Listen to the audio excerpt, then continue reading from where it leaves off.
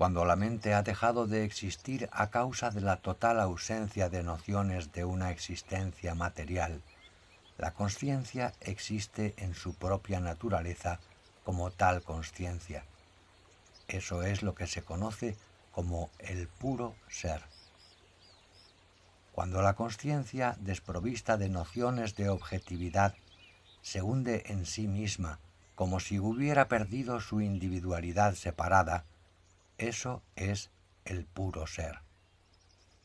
Cuando todos los objetos externos, materiales e internos, pensamientos, se hunden en la consciencia, eso es el puro ser de la consciencia. Esta es la visión suprema que gozan los liberados, ya parezca que siguen teniendo un cuerpo o parezca que lo han perdido. Esta visión la consigue el que está completamente despierto, el que permanece en profunda contemplación y posee autoconocimiento, pero jamás puede ser contemplada por las personas ignorantes. Los sabios y los miembros de la Trimurti están constantemente establecidos en ella. La mente sin tendencias permanece fija en un punto, y esto es, en sí mismo, la contemplación, la libertad y la paz eterna. La mente condicionada por las vasanas es una fuente de sufrimientos, mientras que la mente incondicionada no actúa como agente y alcanza el estado supremo de la iluminación. En consecuencia, debemos dedicar todos nuestros esfuerzos a librarnos de aquellas tendencias mentales o vasanas. Se conoce como contemplación o samadhi el estado en el que han cesado todas las esperanzas y los deseos del mundo, y por ende nos hallamos libres de sufrimiento, temor o angustia. El estado en el que el ser permanece en el ser. Renuncia mentalmente a la falsa identificación del ser con los objetos del mundo y vive como te plazca, en una casa lujosa o en la cueva de un monte apartado. Al padre de familia cuya mente ha alcanzado la perfecta tranquilización, su casa le parece un bosque tranquilo. Para el que tiene la mente en paz y carece de sentimiento del ego, las ciudades abarrotadas le parecen vacías y silenciosas. Por el contrario, para el que tiene el corazón lleno de deseos y temores, los bosques más solitarios le resultan ciudades populosas y terribles. La distracción de la mente desaparece también en el sueño profundo. La iluminación solo busca iluminación. Puedes hacer lo que gustes, permanecer en samadhi o trabajar en tareas normales. Cuando la consciencia infinita se hace consciente del picor de la guindilla, surge el sentimiento del ego con todas sus diferencias en el espacio y el tiempo. Cuando se hace consciente del sabor de la sal, da lugar al sentimiento del ego con esas diferencias que parecen existir en el tiempo y en el espacio.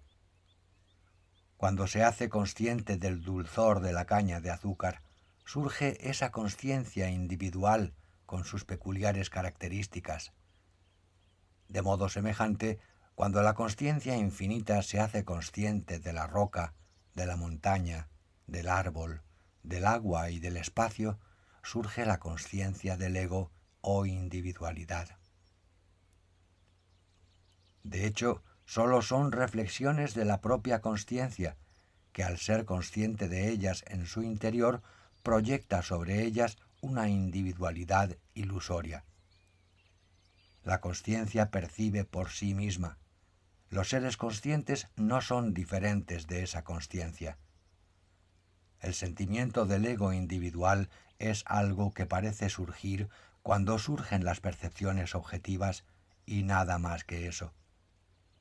El cristal de la consciencia infinita refleja su propia luz consciente en todas estas combinaciones de partículas atómicas, y éstas obtienen una aparente autoconsciencia y piensan que son realmente objetos. Cuando ve la verdad suprema, la mente lo abandona todo. Por consiguiente, hasta conseguir esta suprema visión, deberíamos renunciar a todo. El autoconocimiento no se alcanza hasta que uno no renuncia a todas las cosas. Cuando uno abandona todos los puntos de vista, solo queda el ser. Lo que queda es el ser. Hasta que uno no supera los obstáculos, no consigue lo que desea fervientemente. Lo mismo ocurre con el autoconocimiento. El ser no puede ser afectado por la pena ni por la alegría, pero pensando que es el cuerpo, sufre las experiencias del cuerpo, sean buenas o malas, agradables o desagradables. El abandono de esta ingenua creencia es la liberación, moksha, turiya, nirvana.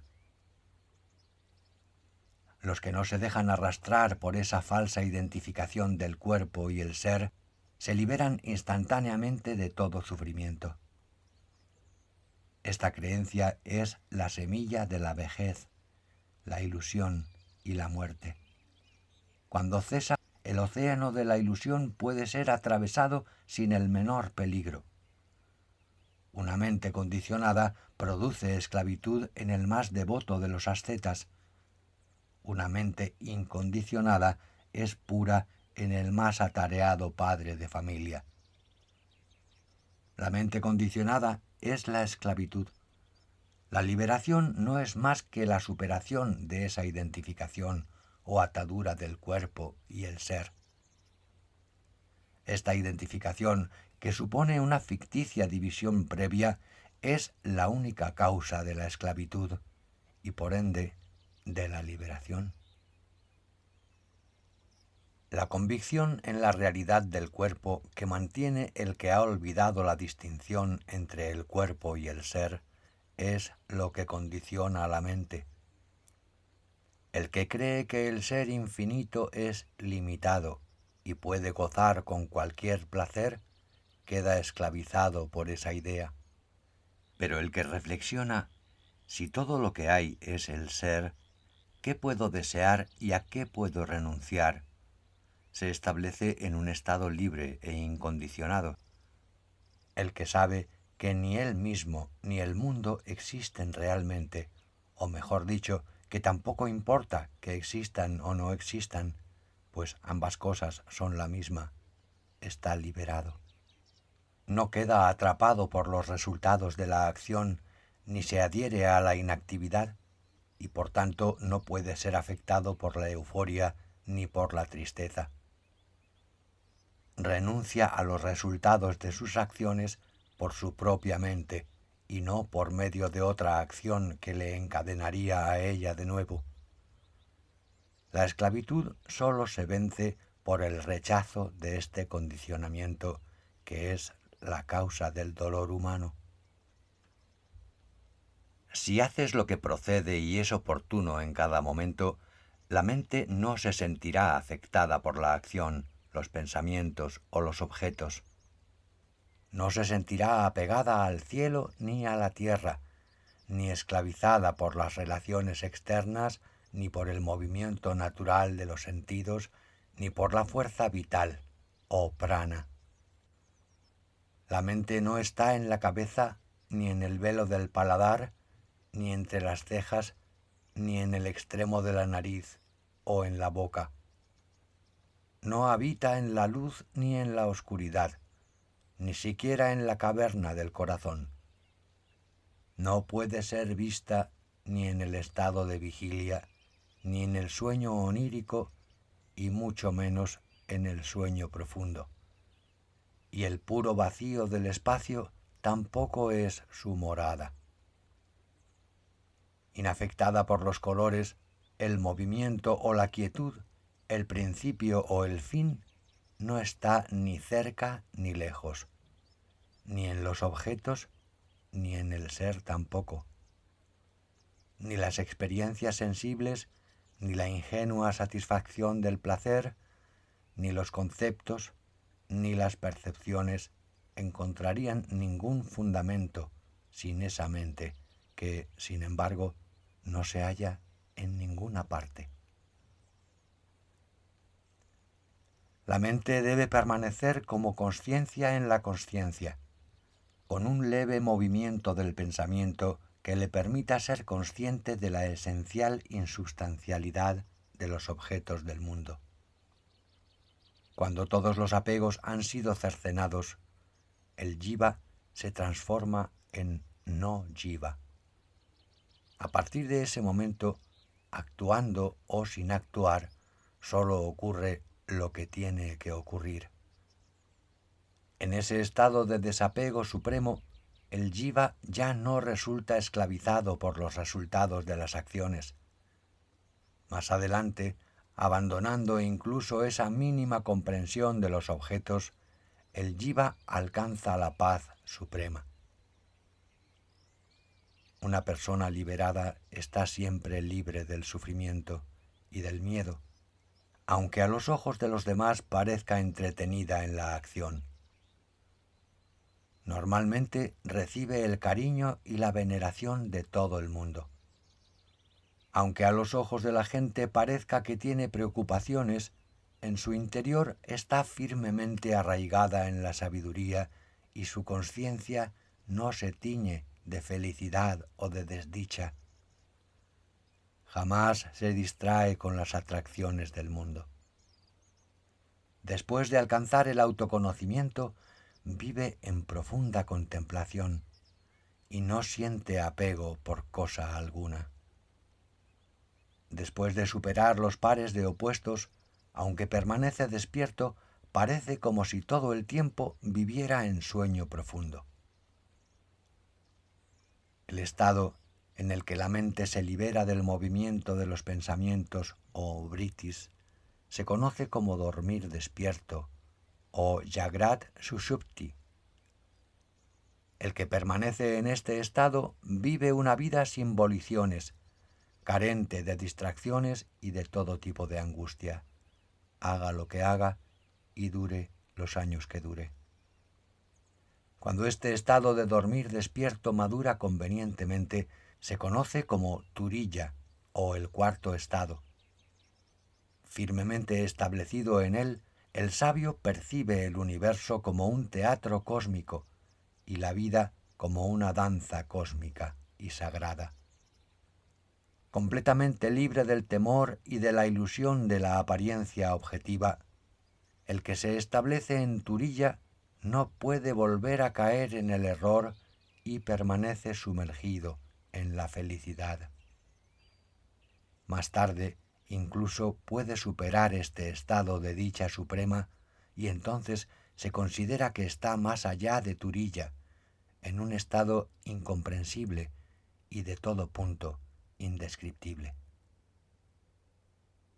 El estado de libertad total o Turiya, que hemos llamado dormir despierto, es posible de describir con palabras, pero el otro, el estado de los que han superado toda consciencia del cuerpo y se hallan más allá del cuarto, Tiriyatita, no admite descripción verbal alguna.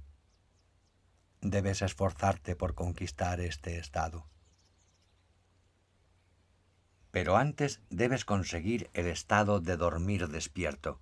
Debes permanecer totalmente indiferente a todo lo que no sea el cuerpo y saber que tu propio cuerpo solo es un producto de la ilusión. Tú eres un hombre sabio y has alcanzado el despertar interior. La mente del hombre de autoconocimiento jamás da un paso atrás. Puesto que lo único que existe es la consciencia, no alimentes ideas como yo soy tal y cual o esto es mío. La propia palabra ser solo se emplea con el fin de comunicarnos con los demás. Pero la verdad está más allá de toda descripción verbal. No hay dualidad de ningún tipo, no hay cuerpos y por tanto no hay relación alguna entre ellos, como no puede haber sombras en el sol.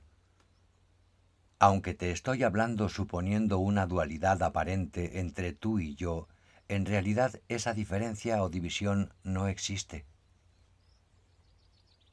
El ser parece quedar afectado por los objetos del mundo a causa de su ignorante autolimitación como mente, pero cuando despierta su verdadera naturaleza, abandona esta limitación mental y consigue el conocimiento de sí mismo. En ese momento, la mente ve el cuerpo como un gran lastre y reconociéndolo como un simple agregado de elementos diversos, trasciende la consciencia corporal y alcanza la iluminación. Todo esto no es otra cosa que la consecuencia de la errónea separación del espectador, la experiencia y lo experienciado. La experiencia es el verdadero deleite del ser. El ser mismo solo es el puro experienciar que se conoce como el absoluto Brahman. El contacto del experienciar con lo experimentado es el mayor deleite que puede imaginarse. Para el ignorante es la experiencia del mundo objetivo, para el iluminado la verdadera liberación. El propio ser infinito no es más que el puro experienciar. Cuando se polariza en los objetos, es esclavitud. Cuando se libra de ellos y de toda detención o curiosidad objetiva, es liberación. Cuando desaparece el falso contacto del sujeto y el objeto, la apariencia objetiva del mundo cesa por completo. Es entonces cuando brota la consciencia turilla, que es el dormir despierto, Jagrat Sushupti, del que antes te he hablado. Cuando percibes la verdad de que el ser es todo lo que hay y la diversidad objetiva solo es una palabra sin sustancia, te sientes libre de todo deseo y de toda esperanza. Un héroe dotado de tal desapego hacia las cosas desplaza al duende de la ilusión con su mera presencia. Las cosas atractivas le distraen igual que el viento mueve una pesada montaña. La doble fuerza del amor y el odio no le afecta en absoluto. Ve a todos con la misma perspectiva ecuánime y omnicomprensiva. Libre de la menor atadura. Disfruta de todo lo que le ocurre inesperadamente, como los ojos perciben los objetos sin amor ni odio hacia ellos. Es la mente la que pone ese amor o ese odio que nos hace sufrir o gozar en su presencia. Al iluminado, en cambio, tales experiencias no le producen alegría ni dolor alguno.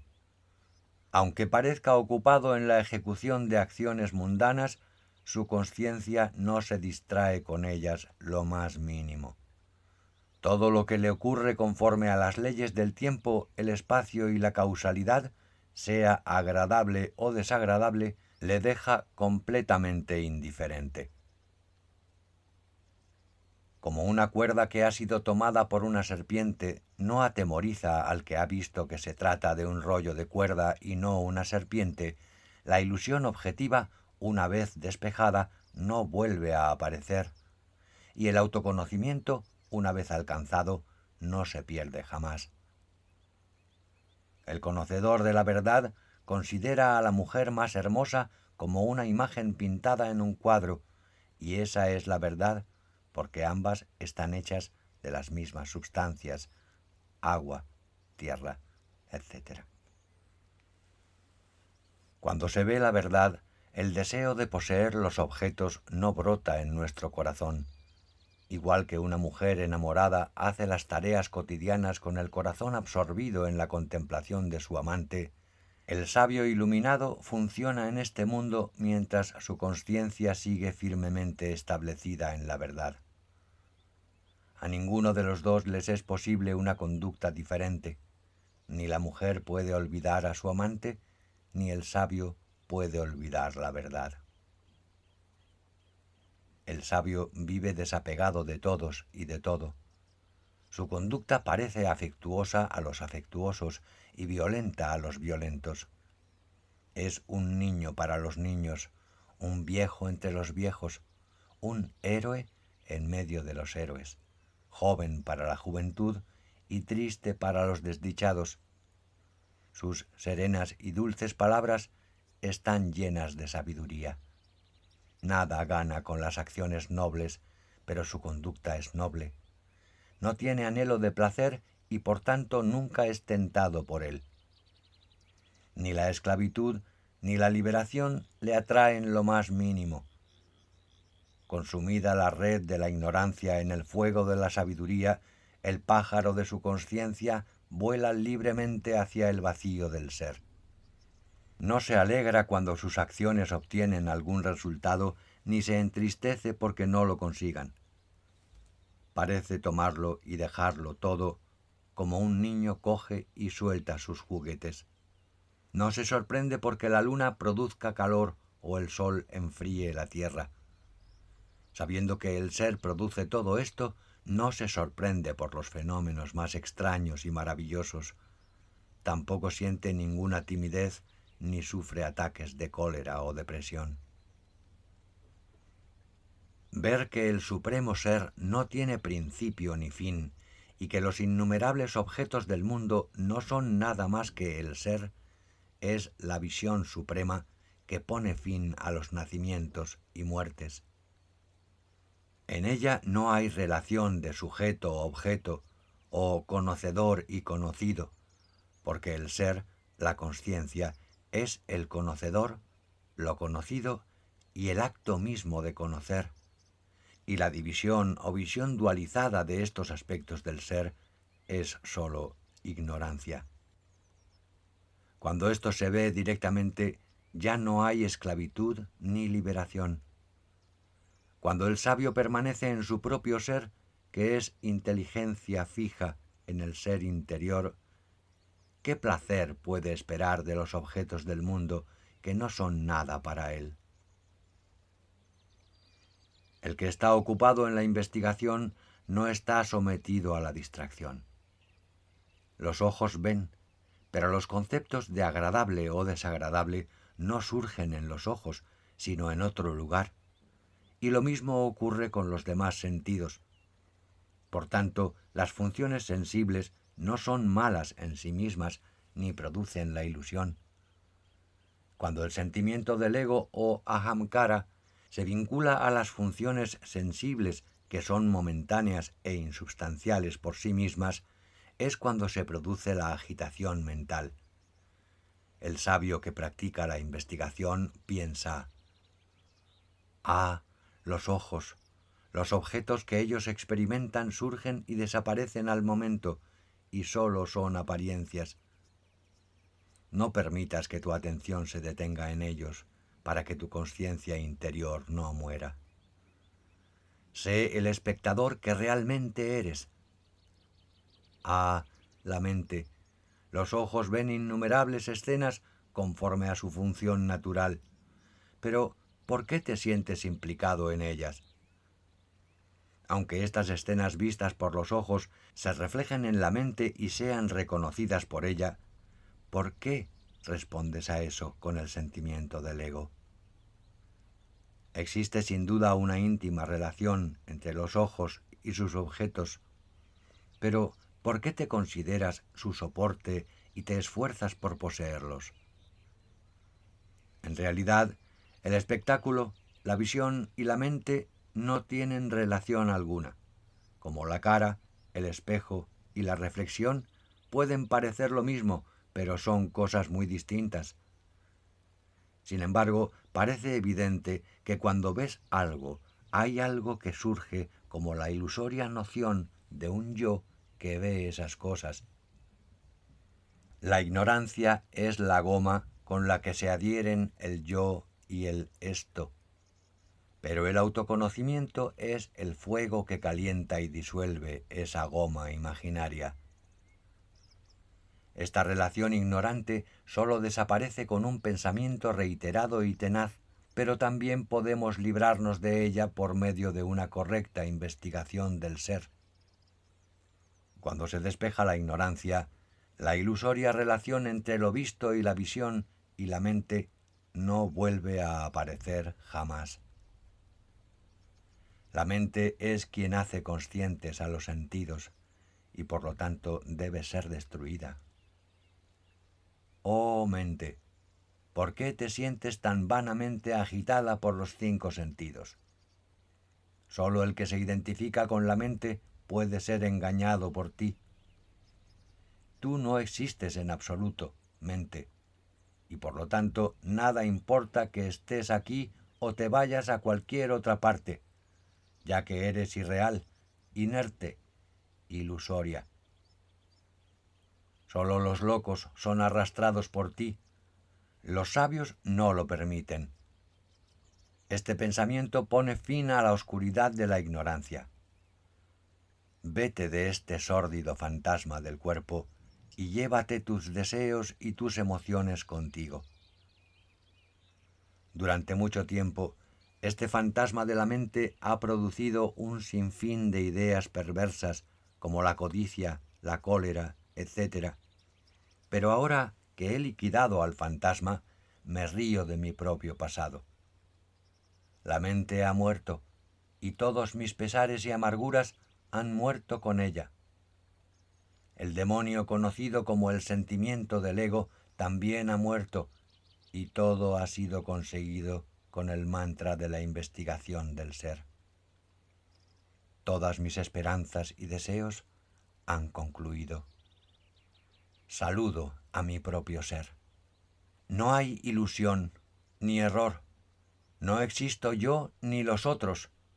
No soy un ser ni ninguna otra cosa. Soy todo en todos. Bienvenido sea mi propio ser. Soy el principio, la consciencia y todos los mundos posibles. No hay ninguna división en mí.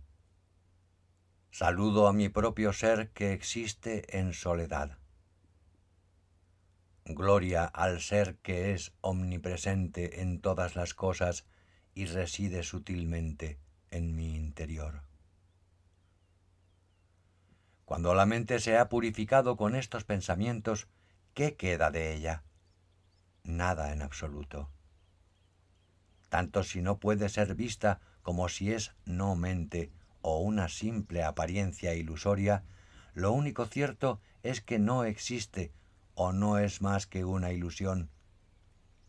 Cuando la objetividad y la ilusión han dejado de existir, no veo a la mente por ningún lado. Soy el ser eterno, omnipresente y sutil. He alcanzado el estado de realidad que no se refleja en ninguna cosa, que no tiene principio ni fin, y es absolutamente puro. Lo que es y lo que no es, la mente y la realidad subyacente son una sola y la misma consciencia, que es la dicha infinita más allá de toda comprensión y descripción posibles. Deja que la mente siga actuando o que muera. No debe importarte en absoluto. Si el ser se ha establecido en la perfecta ecuanimidad, ¿qué sentido tiene seguir analizando todo esto? Mientras siga ocupado en esta investigación, seguiré en un estado condicionado. Ahora que he alcanzado el estado incondicionado por medio de la propia investigación, ¿quién es el que investiga? Estos mismos pensamientos son completamente inútiles ahora que la mente ha muerto. Si continúo agitándolos, pueden resucitar el fantasma de la mente. Por tanto, abandonaré todos los pensamientos y todos los conceptos y contemplaré el Om y permaneceré en el ser, en el más absoluto silencio. Con la mente completamente enmudecida y firmemente establecido en el plano de la consciencia no dual, Advaita, el sabio Vitahavya pronunció la palabra sagrada Om. Contemplando la esotérica significación de esta sílaba, comprendió el error de confundir la realidad con el fenómeno. Por el total abandono de conceptos y percepciones, renunció a los 3 mundos. Quedó completamente quieto. como la rueda del alfarero que deja de girar finalmente. Por el sonido Om rompió la red de los órganos sensibles y de sus objetos con la misma facilidad que el viento esparce el perfume, y perforó la oscuridad de la ignorancia. Durante un instante captó su luz interior, pero renunció también a ella y trascendió la luz y la oscuridad. Quedaba todavía una ligera huella de pensamiento, pero el sabio la cortó de raíz con la mente en un abrir y cerrar de ojos. En ese momento, el sabio alcanzó la consciencia infinita, que no puede ser modificada jamás. Era como el estado de consciencia de un recién nacido. Abandonó toda objetividad y el menor movimiento de la consciencia. Repasó el estado conocido como Paschanti y alcanzó la consciencia del sueño profundo.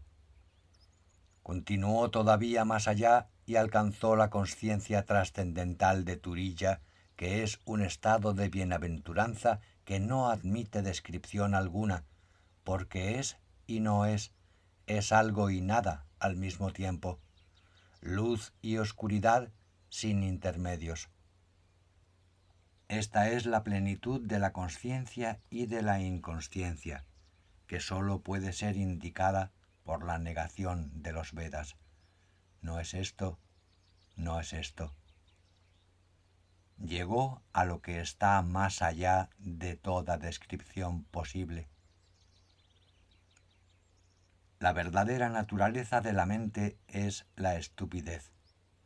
Cuando muere, aparecen todas las cualidades nobles y puras.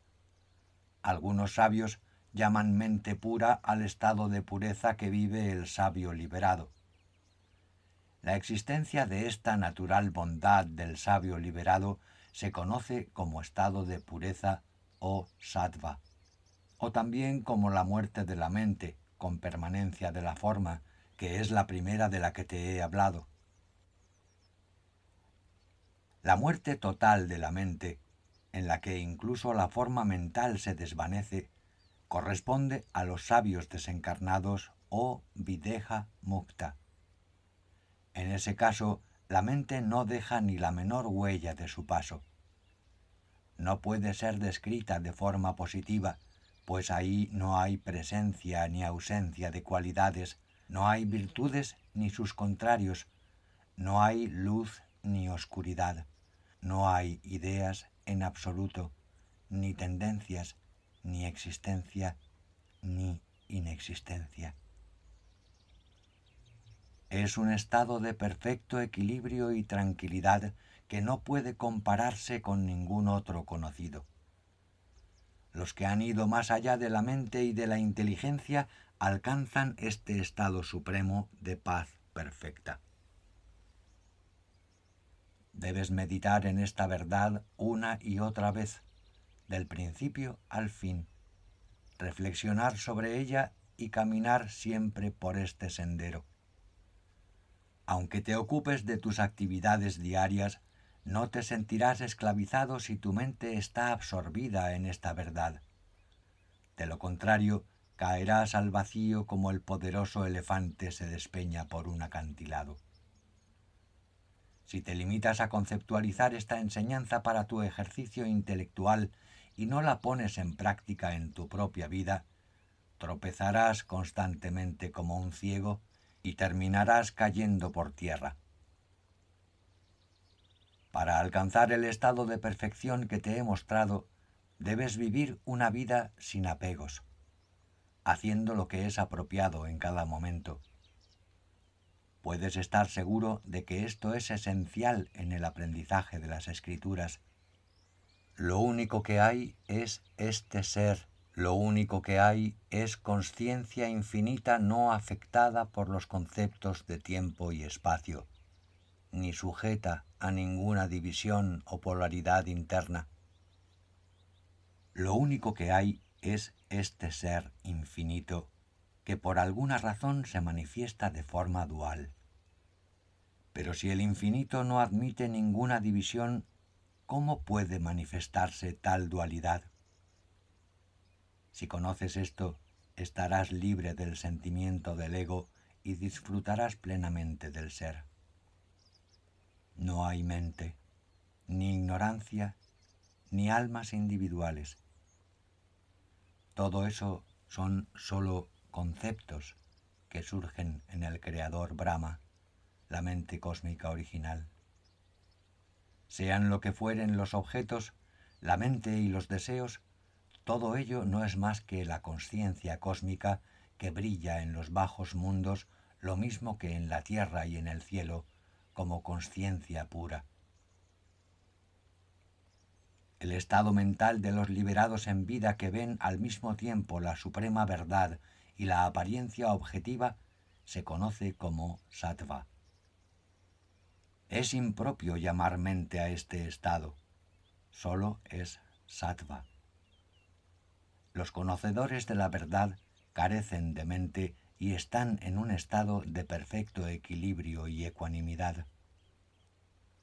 En ellos no brota ningún concepto de dualidad o unidad ni nada parecido, porque su corazón carece de tendencias latentes. En este estado de sattva, la semilla de la ignorancia se consume con la misma facilidad con la que arden las hojas secas, y la ilusión no vuelve a manifestarse nunca más. Tú has alcanzado ese estado de sattva y tu mente se ha consumido en el fuego de la sabiduría. ¿Qué sabiduría es esta? Saber que el infinito Brahman es el infinito Brahman, y la apariencia objetiva sólo una apariencia cuya realidad es el mismo Brahman. Esta apariencia objetiva, por ejemplo tu cuerpo, al que tratan como si fueras tú, es inconsciente y por ende irreal. Su realidad es la realidad de su substrato, que sólo es consciencia. ¿Por qué te lamentas? Si sientes que todo lo que hay es consciencia, no necesitas ninguna noción de diversidad que acompañe esa consciencia. Recuerda tu naturaleza esencial de consciencia infinita. Abandona toda noción de diversidad. Tú eres lo que eres, un ser autoluminoso más allá de todos los conceptos. Te saludo, ser cósmico hecho de consciencia infinita.